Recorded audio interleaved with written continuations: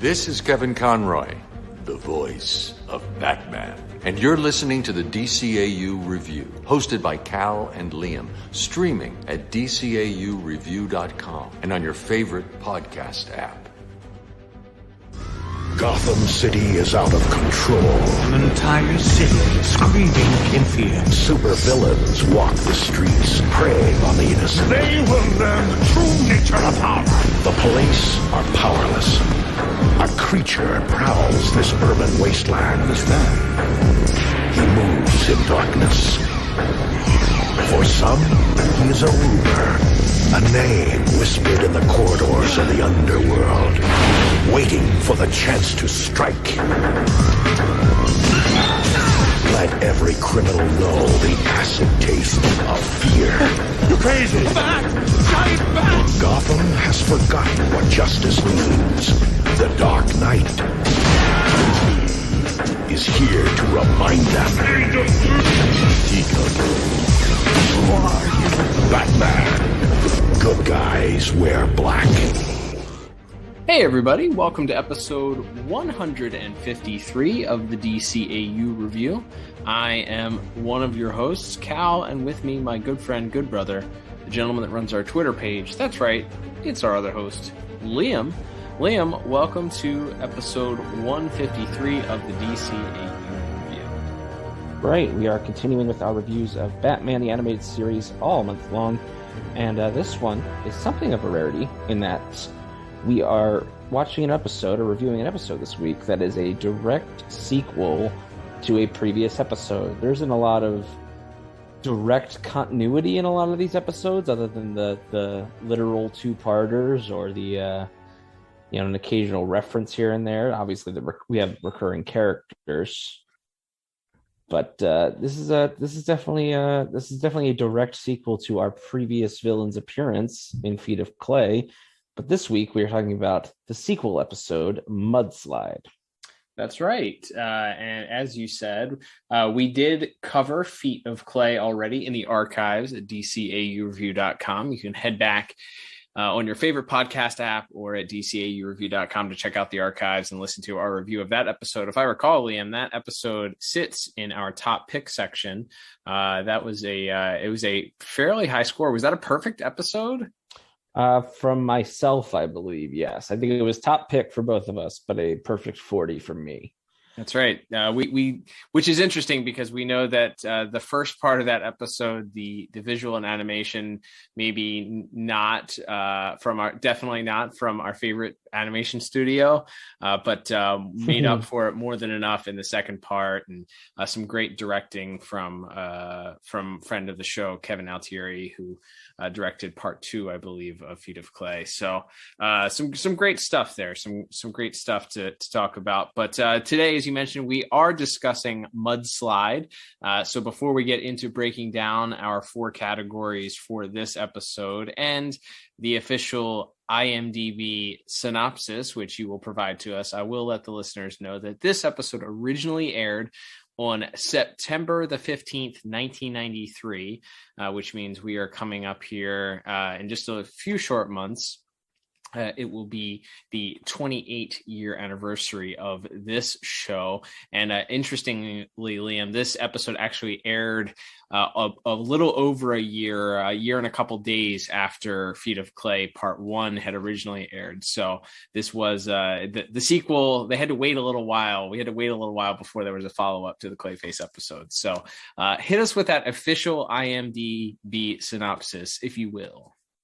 Of course, and this is for the episode Mudslide, which was written by Alan Burnett and Steve Perry, directed by Eric Radomski, with music by Shirley Walker and animation by Studio Junio or Junio. I'm not 100% on how to pronounce that, but it's a rare studio. We don't talk about them much, but that synopsis reads as such. Clayface resurfaces with his body's cellular integrity decaying. That's it? That's it. Okay. All right. It that is indeed the truth. I suppose we can talk about that as we go forth here. But as you mentioned, Liam, in our sort of lead up to the official IMDb synopsis, which gets I would get that as a grade. It gets an incomplete. Like if I gave that a final grade, it would be like you get an I. It's incomplete. There's not enough information there for me to grade it properly. So, but as you mentioned, this is a follow up. When we last left Matt Hagen / Clayface, he was believed to have been deceased by the police as he. The final scene of that episode would lead you to believe that he was electrocuted and taken away. And then they realize that the corpse that they have in the morgue sort of disintegrates. And there's this parting shot of Matt or somebody walking away from the hospital whose eyes change color and begin to laugh with the same voice as Clayface. So we know that Clayface will once again return, but this time Clayface reappears. He's breaking into a wealth advisor's office, I believe or financial advisor's office.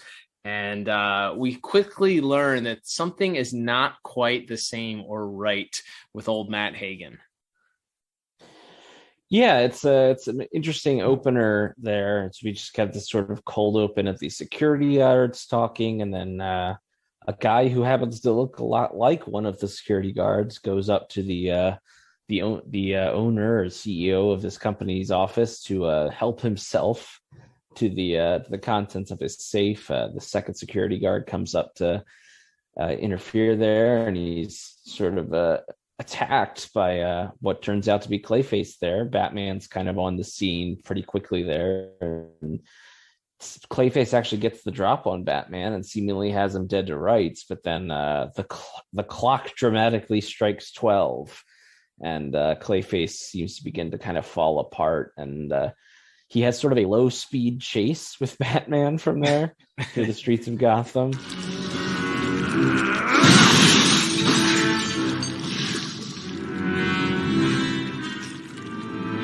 You used to be faster, Hagen, not to mention neater.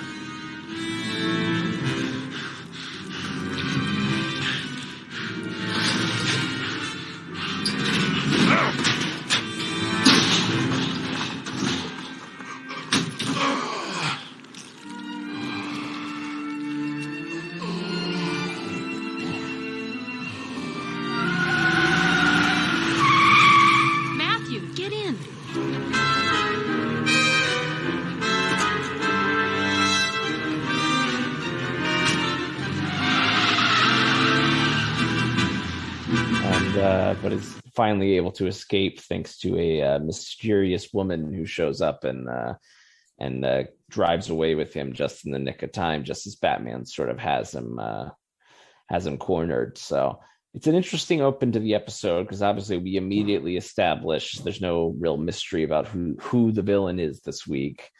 But it is very. But it's also you establish not only is he back, but obviously something is different, something is wrong with him.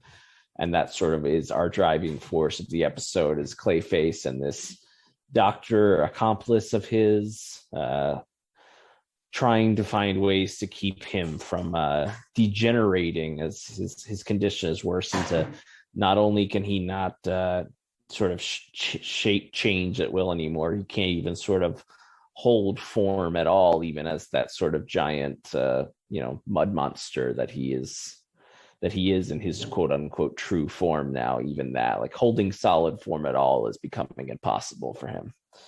Yeah, so there's a cut scene back where you're introduced to this doctor that is sort of abating him and helping him to survive, and they have this containment suit that she's been putting him in to sort of literally hold him together, and try and hold him together by feeding him with these unnamed chemicals initially, sort of pumping him through with it. And it's very quick. They give you a quick insight that she clearly has feelings that go deeper than just trying to help Matt Hagen out. She has some romantic interest, and we will come to learn later on in the episode that she was actually a consultant on one of Matt Hagen's films, and that's how their contact originated, and Batman is able to deduce that through some detective work and through some help from his trusty butler Alfred.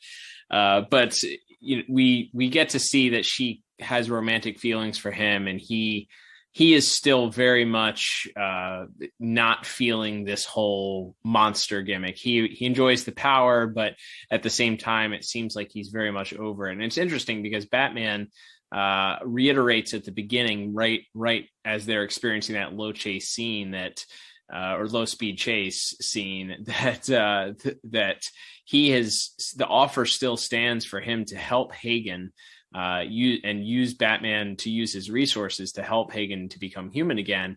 And Hagen very stubbornly announces that he does not need Batman's help. And this sort of leads to him trying to do this on his own. The doctor sort of, through some exposition, says that she believes, and so through some visual experiments, have discovered that there's this one element that she believes can help solidify Matt Hagen and kind of reverse this degenerative process. Not only reverse it to the point where he can begin to hold himself together, but that he might be able to be Matt Hagen wholly once again. Stella, I'm sorry. I know I owe everything to you. You cured more than my body. You cured my heart. I have something to show you, Matthew. Something new.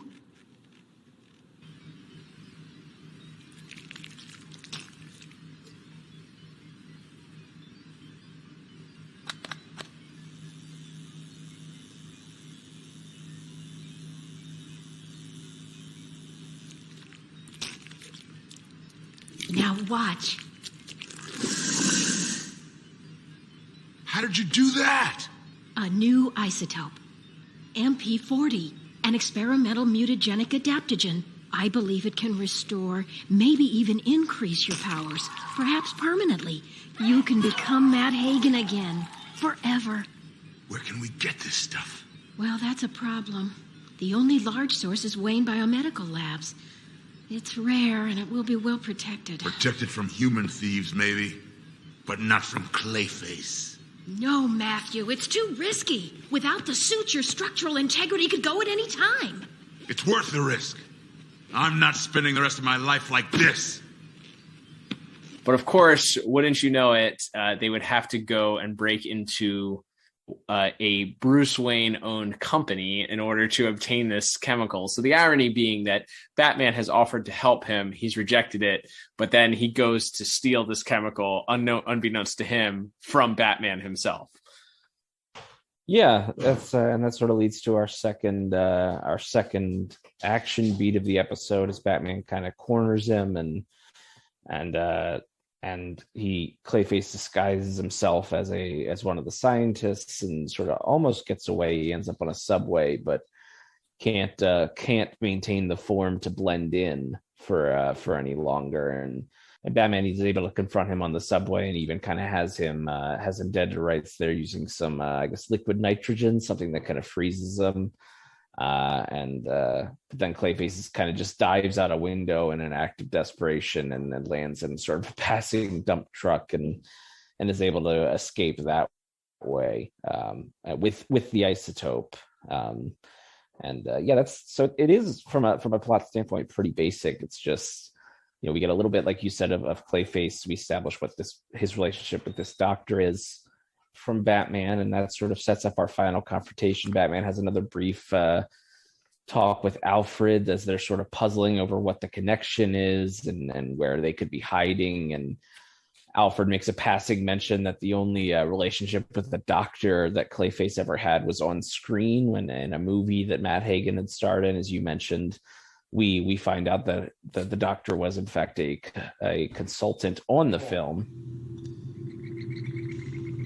There's nothing here about any women doctors, Master Bruce. The ladies Mr. Hagen knew were generally of a less intellectual class.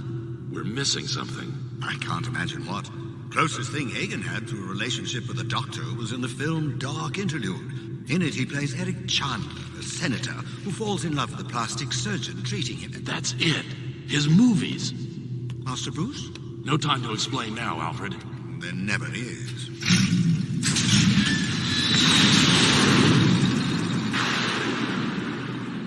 and in fact, also, and I guess we could talk about this here because it involves the character's name. There's a lot of in jokes to like old, not even that old, or there are a lot of classic films. Yep. One being that the doctor's name is Stella Bates. Stella being the name of a woman in the Marlon Brando film A Streetcar Named Desire. And then we also have her last name is Bates, which is the name of the main character from Psycho. And they do in fact mention that Mrs. Bates used to own a motel that she then sold in order to I guess get the money to set up this lab to help Clayface. So there's a lot of cute little Hollywood Easter eggs sprinkled throughout this episode. Yeah, then we sort of get to this ending where Batman sort of cuts off the treatment and I guess wants to help him, but wants to do it, within the confines of the law. And Clayface just decides it's got to end here and sort of forces Batman tan, and they have this confrontation. They spill out into the sort of these cliffs where this lab is on just a cliff on the outskirts of town, and of course it's raining, and Clayface begins to absorb all of the water from the rain. It begins to fall apart even faster, and in fact, his refusal to sort of stop seeking revenge is his ultimate downfall, quite literally, as he tumbles to his apparent death in the river below. Yeah, it's another tragic ending, or appearance of an ending, for one Matt Hagen. Not quite the same impact and power that we saw in that final scene in Feet of Clay Part 2, but still a tragedy nonetheless. And the rain adds, certainly, we'll talk about visuals in just a moment here, but Batman is left sort of to console Dr. Bates, and as she weeps for what appears to be the loss of her love. We, of course, have the benefit of foresight, knowing that this is not the final appearance for one Matt Hagen's Clayface. In fact, we get a pretty interesting follow-up to this episode in the new Batman Adventures, which ends up being one of your favorite episodes of the new Batman Adventures, which we will, of course, tackle once we get across that bridge. So I guess we can start getting into our plot scores for this week. It is an interesting turn here. There is a lot of tragic elements that come to it. Interesting motivations, I think, on both sides of the character. They don't really give you an explanation as to why Matt Hagen, other than just being a stubborn person. I wish there was a little bit more motivation for him to not accept Batman's help, but to go kind of out of his own way and want to do this on his own. Also, I kind of question Batman's decision to turn off the machine just as he's about to transform back into Matt Hagen. I mean, yes, it was done using stolen property, but he's seconds away from transforming back into Matt Hagen. And I know that there was maybe some subtle or not so subtle inferences when Dr. Bates is explaining to Matt Hagen that what this isotope can do, that it would make him more powerful. And I feel like even if it was just a throwaway line, that maybe he was more interested in maintaining this Clayface persona as opposed to the idea that he could reform and turn back into Matt Hagen permanently. I feel like maybe if there was a little bit more inference there, that he was more interested in using this isotope to be able to continue as a villainous, shapeshifter, as opposed to regaining his human form, that would have kind of made it sense and justified Batman's decision to turn this off. He doesn't know, is he actually going to use it to turn back into Matt Hagen, or is he just going to regain and become more powerful like he was? But there isn't that there. So it really comes off as Batman just kind of being a jerk and shutting down this machine for the sake of the fact that it's, he's using stolen chemicals, which is no different than what Ferris Boyle does to Victor Freeze in Heart of Ice. Like, he turns off the machines that could have kept Nora Freeze alive in that episode.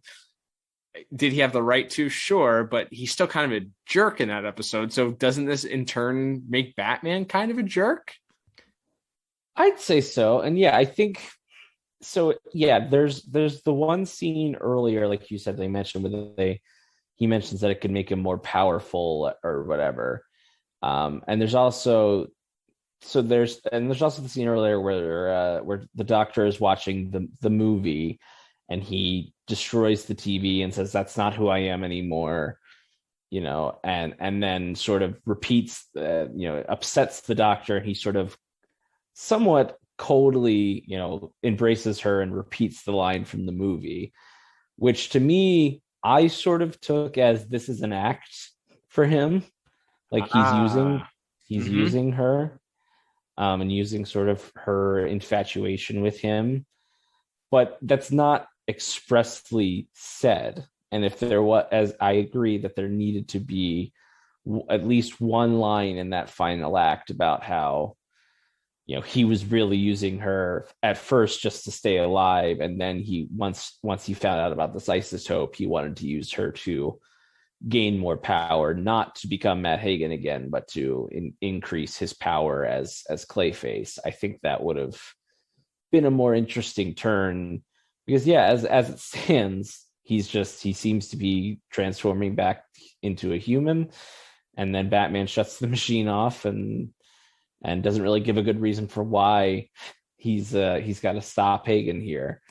Or even if it was just like dialogue between Batman and Alfred, where they kind of realize what he took, and Batman realizes what it could mean if Clayface ingests a lot of this new power source or whatever. But so I do think it kind of falls flat. Like I said, I kind of inferred a little bit of maybe that he was using the Doctor.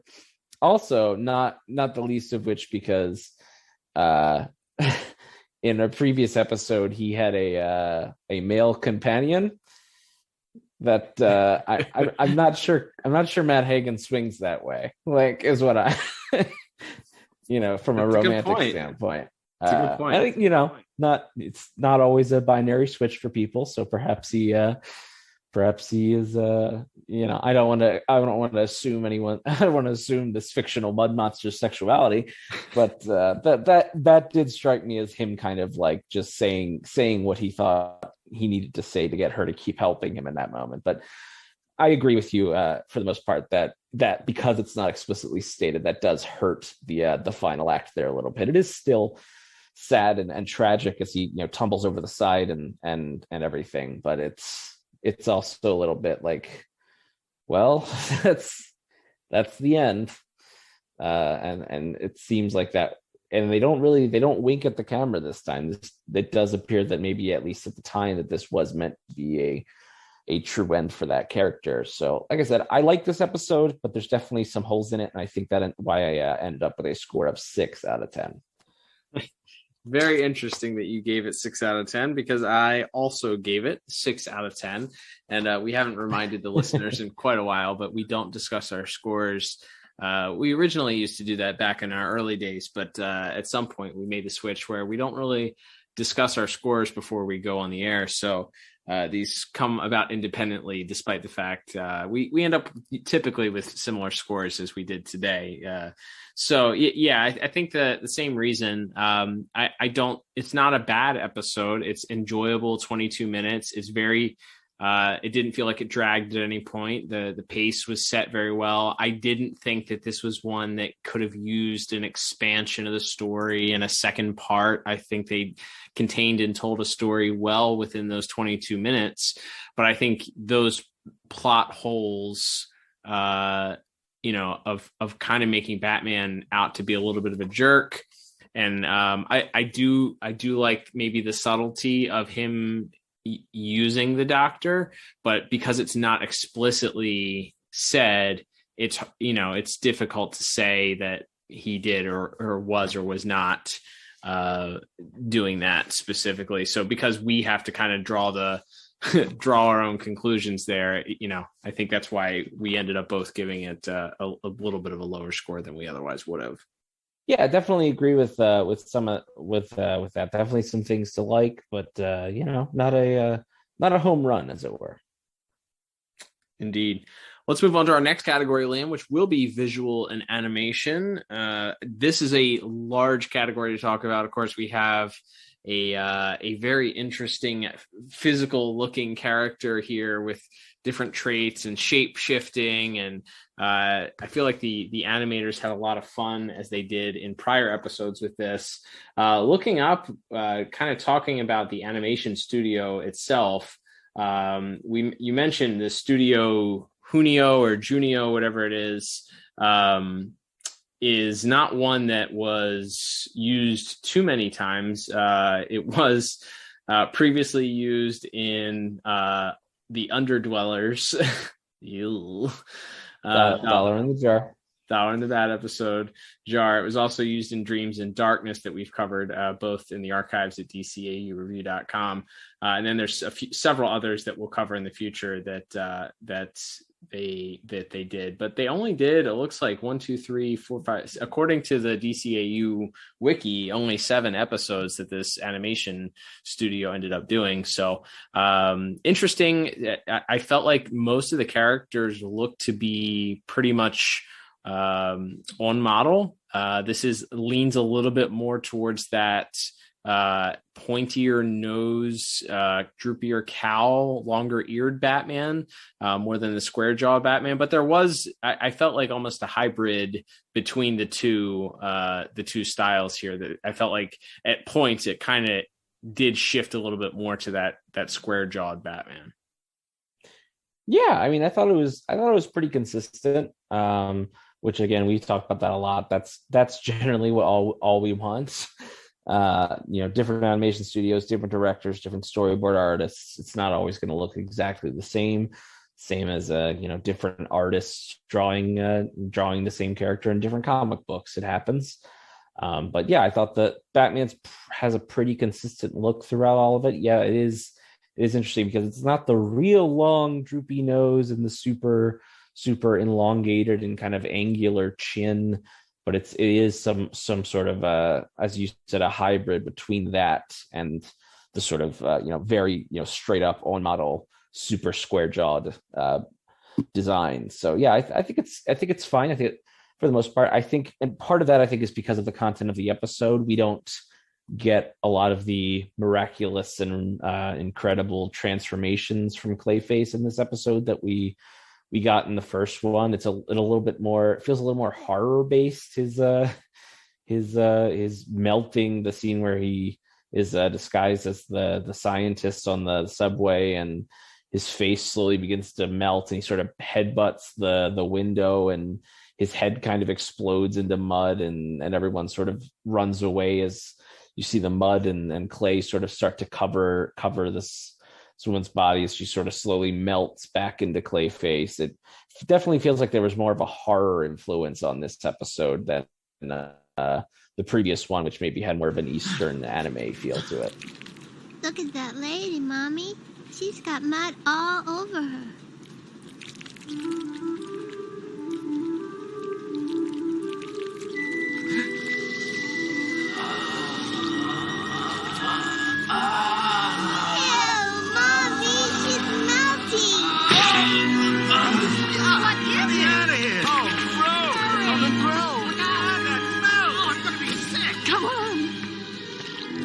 That's it, run.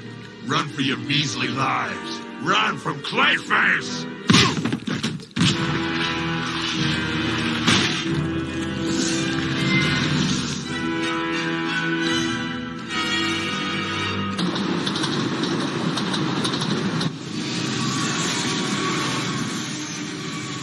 You're dead meat, Batman.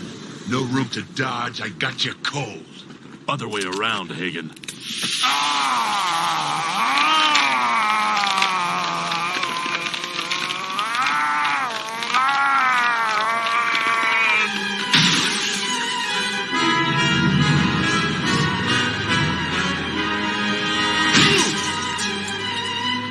Yeah, I agree with you. There was a lot of horror elements. That scene in particular really stood out as a very terrifying bit, Batman swings in, and after Clayface has scared off the passengers into the adjoining car, Batman steps up and kind of swings and kicks him, and he goes and he lands. He kicks Clayface in the back, so Clayface slides headfirst into this door, and then all of a sudden his head shifts from where it was on one end to the opposite end where his feet are in one transformation. I thought that was really great. I think the things that are going to stand out in this episode certainly are the moments involving Clayface. There were a couple cute nods. I saw a few places online where they mentioned that the containment suit that he was put in sort of looked like an Oscar statue, made him sort of resemble the Oscar or the Academy Award statue. I thought that was cute, also keeping with that Hagen film theme. I thought that the scene actually, there's a scene early on in the episode where Alfred and Batman are in the Batcave, and Batman's doing this research and trying to figure out what's going on with Matt Hagen, and he's sitting there really close. It's a smaller version of the Bat computer than we're usually used to, and he's sitting in front of it, and there's this front lighting hitting him right in the face. It's a very different kind of look than we're used to. We don't usually get that front lighting on Batman, so his whole cowl is blue, and you really get the backlighting or the front lighting from the computer as he's sort of talking to Alfred there and typing. He's using his hands to gesture. I thought that scene was animated really, really well, and stood out for me. I thought also that the certainly the final scene and different Clayface transformations. He uses his hands to create sort of a scythe or a giant hook at one point. Another point, he uses a mace, a ball and chain mace attachment. He at the end, as we mentioned, as he's fighting in the rain, he's absorbing the rain. He really starts to melt. That melting process that happens in that scene, and that opening scene where Batman's chasing him, and all of that, very, very powerful. But I think we would be remiss, Liam, not to mention maybe the most horrifying scene. I think it goes right up there with the scene in Batman Beyond where Ink jams herself down Terry's throat. And that is the scene where Matt Hagen decides that he is going to drown Batman in himself. Yes, it's a pretty disturbing little scene. There's Clayface decides this is the only way, and so he literally grabs Batman, stuffs him inside his chest, and begins to suffocate him. And even within that, I think there's another fun little, I think it's an Alien reference, where we see, still completely encased in clay, we just see like the outline of Batman's cowl bursting out of Clayface's chest, and then Clayface shoves it back in. And while this is happening, it's a glass window behind them. You see the lightning striking behind them. It's a very dramatic visual for that. And then Batman sort of slowly claws his way open and gets one breath of air before Clayface shoves him back down. And then finally, the way Batman is able to get out of it is, to shoot the grappling hook up out of Clayface's head and pull himself out. But it's pretty dramatic, especially with, when you see that you see Batman sort of flailing and thrashing, and see the hands sort of sticking out and then going back in. It is very, very horror movie based. Time for your final vow, Batman. Matthew, no! You can't! It's the only way.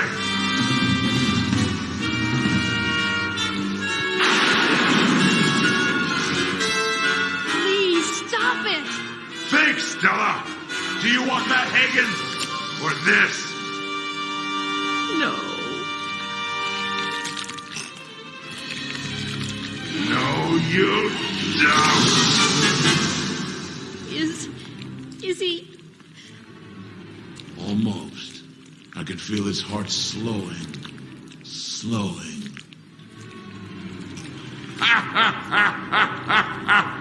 Huh?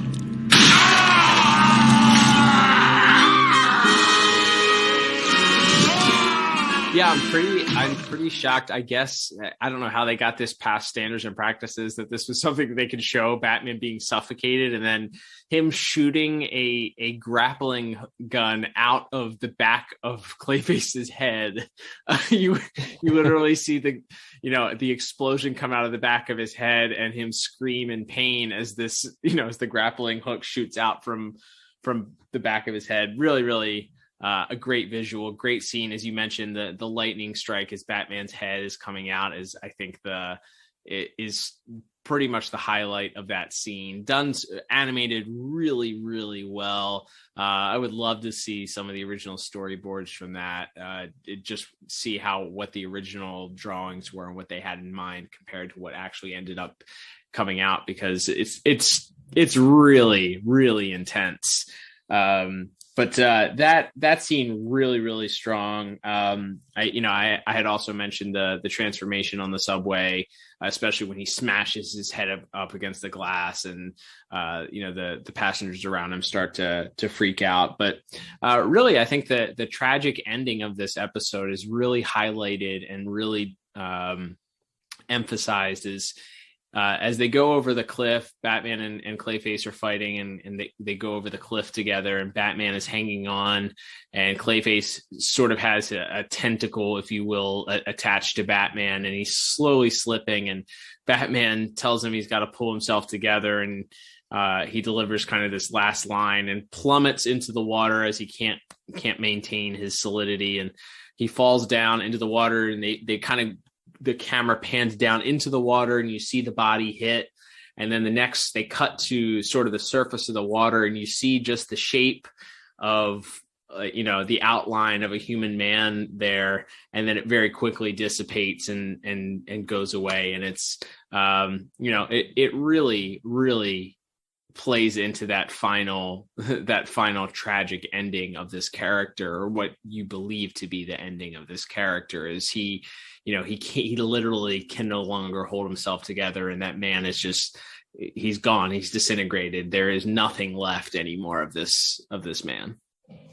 Yeah, I think it's a very very tragic ending, and we'll certainly get into that in voice acting, even in music, a little bit later. But I think the visuals do a good job of sort of illustrating that all throughout the episode, even as we mentioned in that first sort of chase scene right at the beginning with him and Batman, as he turns his hand into the massive mallet and smashes a car, and then you just see this giant puddle of clay that he's leaving behind. Like everything he's doing, he's leaving like these giant puddles of residue, and he ends up like leaning up against a dumpster and kind of barely even stand at that point. And yeah, they do some very cool things. A few other minor things I will mention.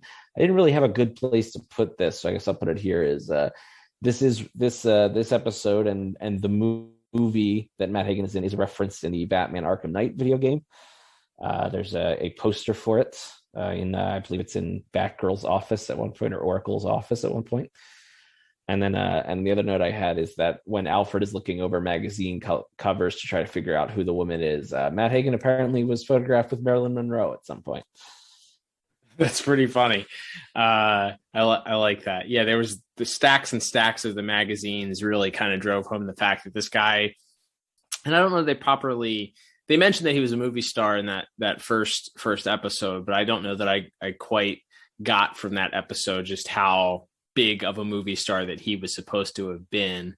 And the stacks and stacks of Hollywood mags that Alfred is looking through as he's trying to make this connection to figure out who this doctor could be helping him, is there's just stacks of them, really drives that point home that it was essentially, one of the Hollywood elite that has had this tragic downturn into this, villainous tragedy.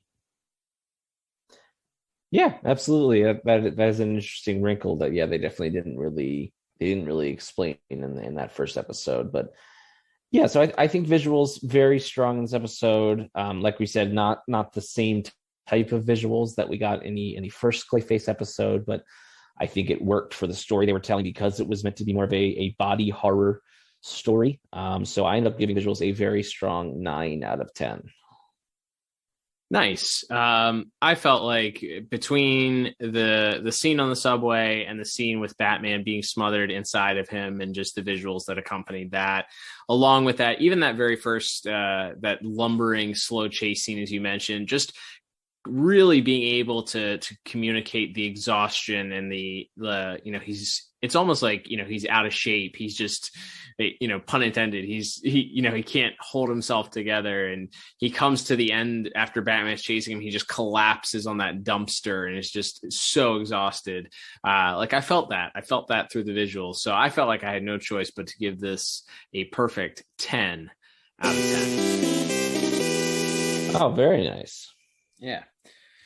All right, Liam. Well, let's move on to our next category, which is going to be music, which, again, as we mentioned last week, the entirety of the Batman soundtrack has been released for listening capabilities. But this one is not one of those ones where I felt like you would need to listen to these tracks in isolation, just because of how powerful and how strong they use the recurring themes, both of them. There's sort of this very tragic underlying sad, I think it's a flute sounding track that plays when they want to emote that feeling of tragedy. But then when it's Clayface and he's sort of lumbering or about to wreak havoc, there's this heavier horn based, deeper sounding theme, menacing theme, if you will, that plays, and they marry them. Shirley Walker married them so well together in the composition of them, and the music really comes through in this episode and calls back to that first episode of Feet of Clay. Yeah, what struck me is that in Feet of Clay, that Clayface theme is played very somber sort of strings. It's played very tragically, and it's still played that way to an extent in this episode. But there's a more sort of dramatic. I don't know if sinister is the right term, but there's a lot more horns this time, I felt, and it strikes a little bit of a different note of, especially I think during some of the action scenes there.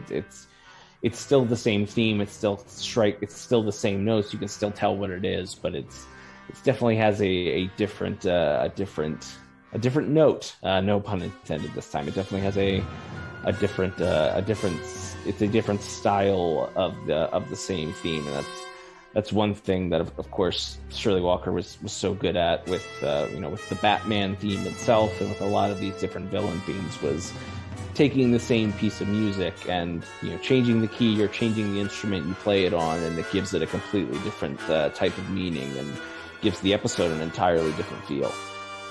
Yeah, I agree with you.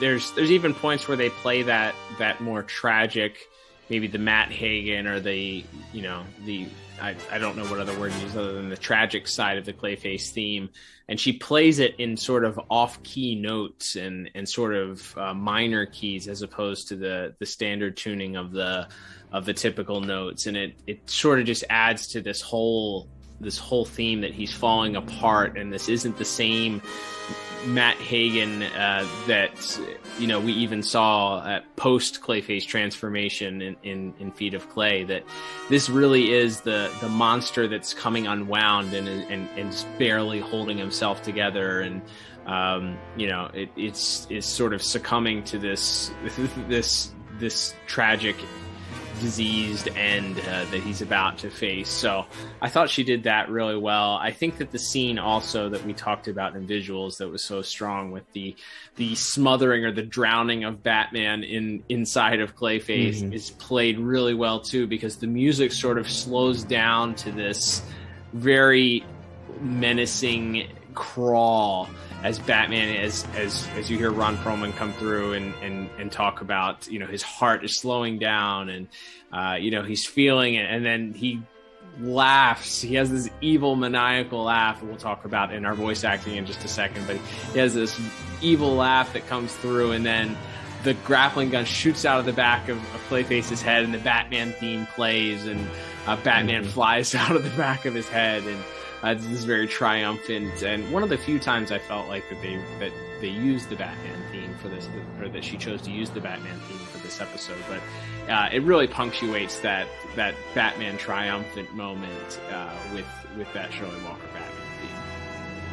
Yeah, I think it was definitely held back on the traditional Batman theme a bit in this episode. Yeah, the only other couple little musical notes I had was the very end when it's sort of very sudden. It almost seems like it could be something out of Star Wars or some other kind of big blockbuster movie. It's sort of very sudden dramatic music when they sort of tumble over the cliff and you see Clayface begin to fall and everything. It's very dramatic, just and sudden, and just kind of one or two notes and then it stops, and then one or two more notes and then it stops. You got to build the tension as they get closer to the edge and then finally fall over.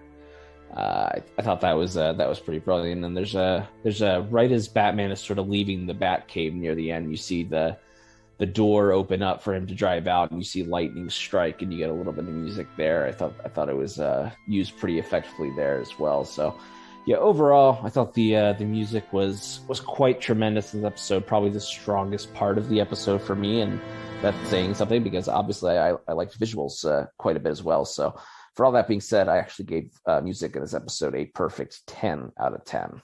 Excellent. Yeah, I'm right there with you. I also gave music a perfect 10 out of 10. A phenomenal score. It's one that's instantly memorable. I love the callbacks to that original theme. I love when there's a theme that recurs, when you have a recurring villain. These are all things that really add to that continuity and that character building. And, we love talking about the greatness of the late, great Shirley Walker, and just what a phenomenal mind for music that she was, and how great she was, and what an unsung hero at times she was throughout this series. But this is another episode that perfectly showcases her talent, and well deserved, I think, 10 out of 10 for both of us. Absolutely. All right, Liam, let's move to our final category of the day, which is going to be voice acting. And while I think because we don't have a ton of characters this week to discuss, we don't have a giant cast to speak of either. But there are some big heavy hitters in this week that we can talk about. So I'll throw it over to you to talk about this week's voice cast. Yeah, as far as a guest cast, really the only name is this Dr. Stella Bates. Pat Music plays her, a real veteran voice actress, and honestly, it was hard. I did find one or two recognizable roles. She played the newscaster on the Tick, our cartoon, Sally Vacuum, but a lot of her credits are woman number 2 or additional voices by, and I don't say that obviously to belittle her acting chops, but it seems like she was just kind of a good like ensemble cast member and not necessarily always the star, but obviously has had a very long and successful career. Actually played Martha Wayne in an episode of Batman the Brave and the Bold at one point as well. So I think she does a good job, and it's interesting because again we sort of figure out her motivation early on, that she is in love with, she may not even be really in love with Matt Hagen so much as she's in love with the movie version of Matt Hagen. Yeah. But, so it would have been fun maybe to explore her maybe it would have been more fun to explore her mental her side of things a little bit more in the episode. But I think she does a good job of playing a woman that very clearly cares for this monster, but is also probably a little bit unhinged herself. Yeah, she clearly doesn't have it all together. She's a little bit of a fangirl, I think. And again, I think her obsessing and seeing herself as this doctor in this movie, as we see in the scene where she's watching one of Matt Hagen's movies, she clearly sees herself as this doctor that loves Matt Hagen. So it's interesting that that's sort of her motivation to end up being with Matt Hagen. So like you said, does she does she like Matt Hagen, or does she like the idea of this movie character that he played? It's kind of left a little bit ambiguous, but I think she does a fine job. It is a little bit, I think her performance is a little bit, it felt like maybe she was going for that sort of 40s actress, sort of a little bit over the top type performance, that if you watch any movies from that era, the way that the women talked and sort of the way that they delivered their lines was a little bit over the top. But I think for this character and for, all of the nods to that old Hollywood era, I think that worked really well for this episode. Yeah, I think she did a good job. Of course, not really many others in the way of guest characters. So we just have we obviously have Ephraim Zimbalist Jr. as my Alfred. And we have, before we get to Batman, we will talk about, of course, the main villain of the piece, the returning Ron Perlman as Clayface. And one thing I found, and I think it works because he's an actor, so he's a very dramatic man. But like almost every line out of his mouth in this episode is something of a cliche or a classic, a villain line or something, or some sort of like acting pun. There's a lot of his dialogue, and obviously that's not on the fault of the actor. I think he does a tremendous job, especially in those more violent and sort of psychotic moments that he has in the episode. But it did strike me like, wow, there's a lot of like it's curtains for you, Batman, and that kind of thing going on.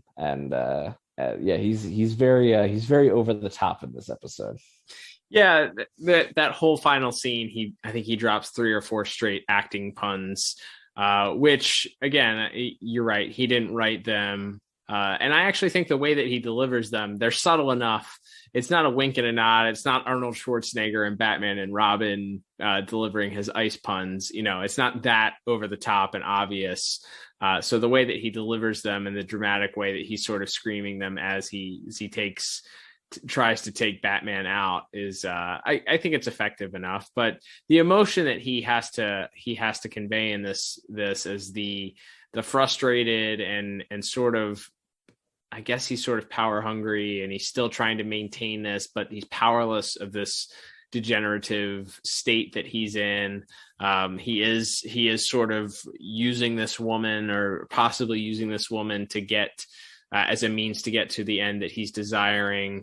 He's trying to beat the clock, literally at times to maintain this stability in his form, so to speak. I think he does a great job, though. He's another one of those voices that is iconic for his many acting roles, obviously, being in Sons of Anarchy and Hellboy and myriad of other Hollywood acting jobs. But he's his voice as Clayface could have at times, especially with this dialogue, veered into that corny, and I don't think it ever does in this case. Yeah, no, and I think, like I said, I do generally think it works because this character is a thespian, is an actor, and so he is very dramatic in his and you add to that his condition has worsened and sort of his psychosis has deepened since we last saw him. I do think it generally works pretty well for the episode. And then, aside from Mr. Perlman and Miss Music, we have, of course, Kevin Conroy's Batman, who for most of the episode is kind of just there. He and Ephraim Zimbalist Jr.'s Alfred are just kind of pondering what's going on exactly. They sort of are slowly piecing together this mystery. We see Batman doing a bit of detective work, trying to figure things out. And again, Alfred is sort of scouring Matt Hagen's career to find a connection to this woman. And then again, it all sort of comes to a head in that final fight. There's even as Matt Hagen has tried to suffocate him and kill him, Batman is still sort of reaching out and yelling to him to try to get him to hold it together, to hopefully save his life. But overall, I think I didn't think anyone was great in this episode, but I think it's another very strong episode vocally from our three or four main players here.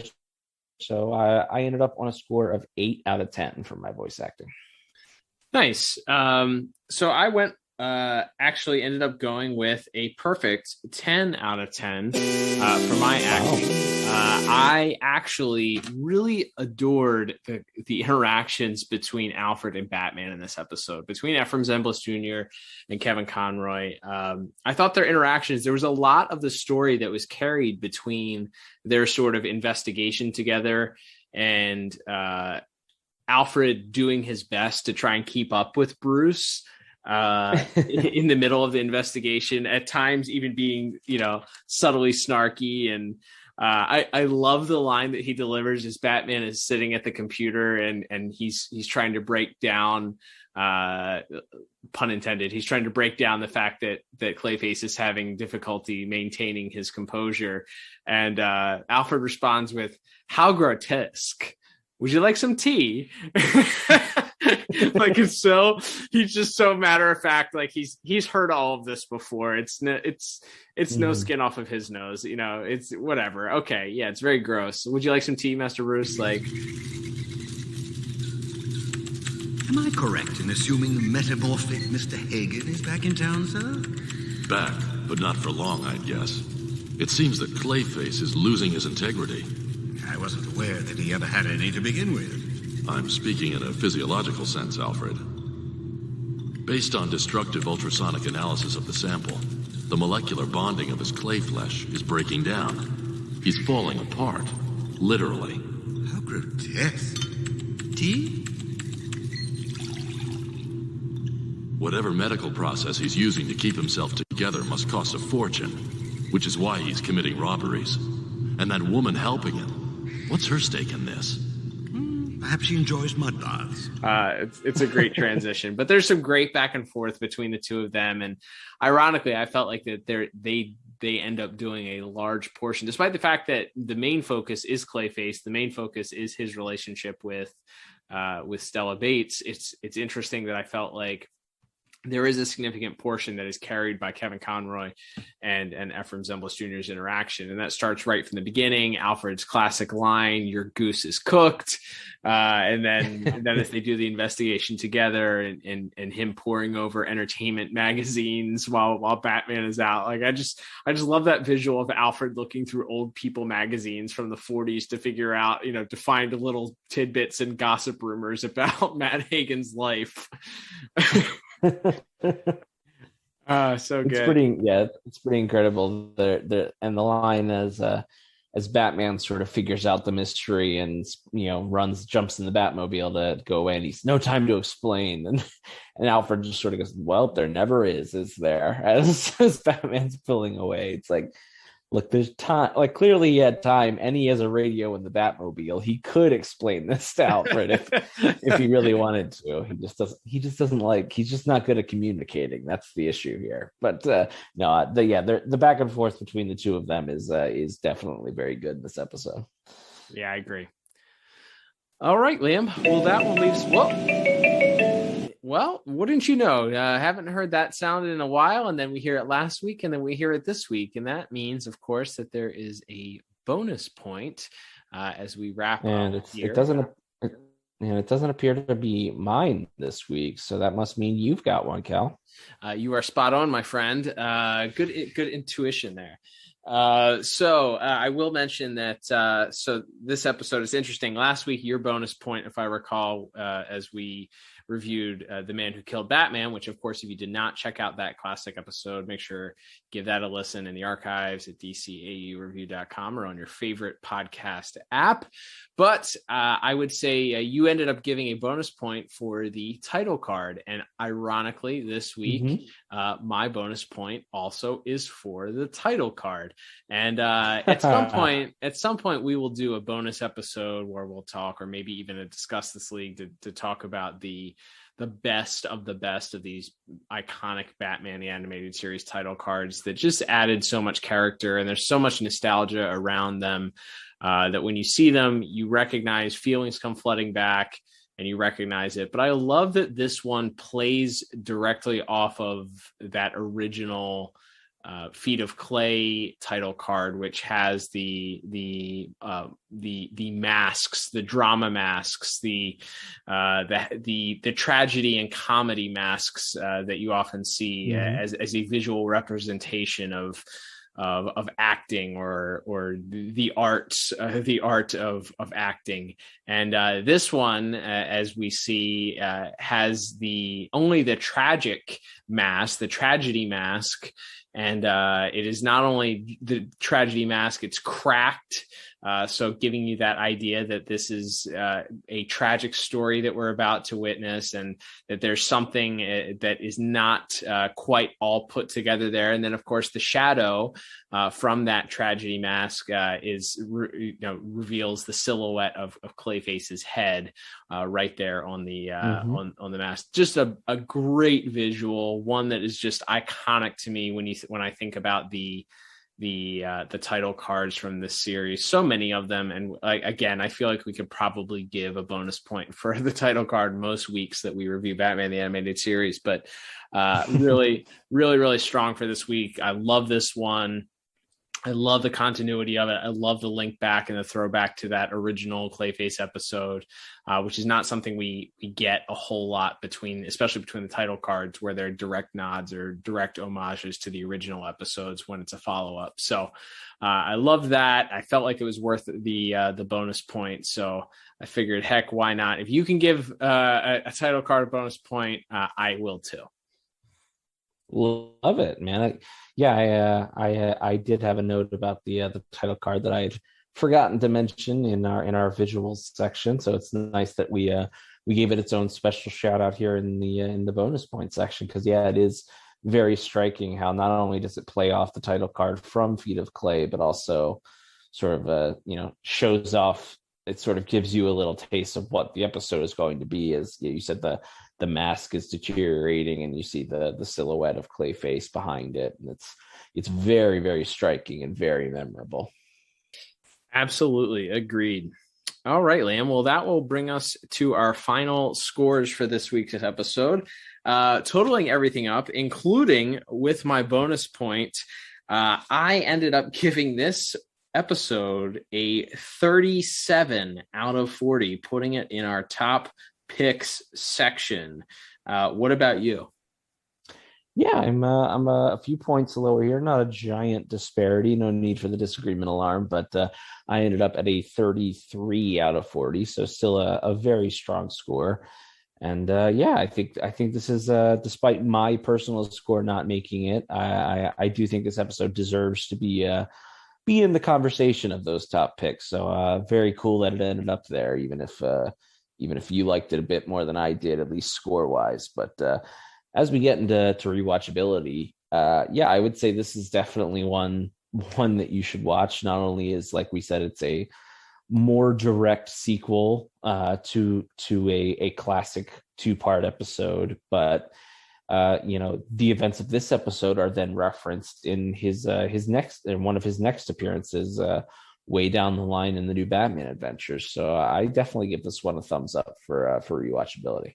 Yeah, I realized in post-production that we did not discuss rewatchability for the man who killed Batman. So we can actually retroactively do that in just a minute here. But I would also say that because of the importance of this episode and because of the nature in which it is followed up upon, and there's actually parts of this that play into that follow-up, and that episode, as we mentioned, is one of your favorites and one of the most emotional, impactful episodes of that new Batman Adventures run. It's a good episode. Like I said, it's paced very well. It doesn't feel like a drag. There's some good action.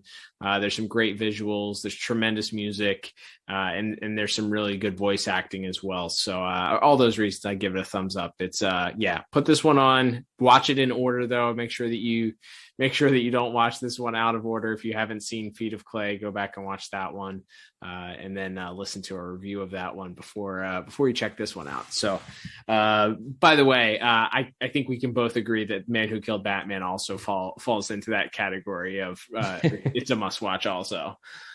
Yeah, I would say so. It's a pretty iconic episode for the Joker scenes alone. So yeah, a retroactive thumbs up for that episode as well. Didn't want you. What if? I'm sure the listeners at home are like, "What the heck? Did these guys think we should watch this or not?" So you guys were waiting with bated breath to hear our opinion on that. You are served. Justice is served this week. So way to go. All right, Liam. Well, that will begin to wrap us up for this week's episode. Thank you, everybody, for tuning in. Don't forget, subscribe to us on your favorite podcast app if you have not done so already. Also, if you listen to us on Apple Podcasts, you can leave us a 5-star review letting us know, describing what it is that you enjoy about the program. We would greatly appreciate that. Don't forget, you can also subscribe to us on other podcast apps, including Spotify and Google Podcasts, as well as iHeartRadio. We are an Anchor distributed podcast also, so you can get your podcast directly from Anchor if you wish.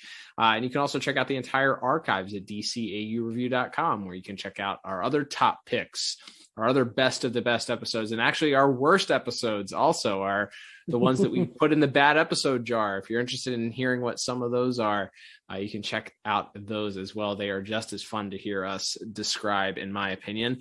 If you wish to support the podcast, you can also check out our store. There is a tab at the top of the page. You can go check that out. Get yourself a shirt, a hat, a mug, sticker, lots of stuff over there for you to grab. And also, don't forget, we are a proud part of the Pod Tower on YouTube. That's right, our friends at the Watchtower database, as well as our friends at Tim Talk Podcast. You can grab all of their content alongside of us by subscribing to the Pod Tower YouTube page. If you decide to, even if you don't listen to your podcasts on YouTube, do us a favor, go and subscribe to that channel. It takes 30 seconds. Just search for the Pod Tower and subscribe to it. It supports us. It supports other DCAU content creators. And who knows, one day your podcast app may be down, so you can head over to YouTube and check out the archives there, if you will. Speaking, Liam, of our podcast, as we roll on here through the month of April, that means we are continuing with yet another Batman the Animated Series episode next week. So let's give a quick little preview for what that episode is. That is right. We've got another episode of Batman the Animated Series coming at you next week, and this is an interesting one, and it's one that doesn't involve a big-time, big-name supervillain, and instead it is a more character-focused episode, and it is in fact entitled Paging the Crime Doctor. Interested to check out this one because this is another one of those, again, as you said, it's character driven, not a big bad baddie in this one. So we'll be interested to see if this holds up and is one of those, because this is a story driven episode, if we like it, or if this is one of those that doesn't hold up. And my childhood memories of groaning whenever this episode came on hold fast. But I look forward to reviewing that with you next week. But until then, I'm Cal. And I'm Liam. And we will talk to you on the next episode of the DCAU. Bye-bye.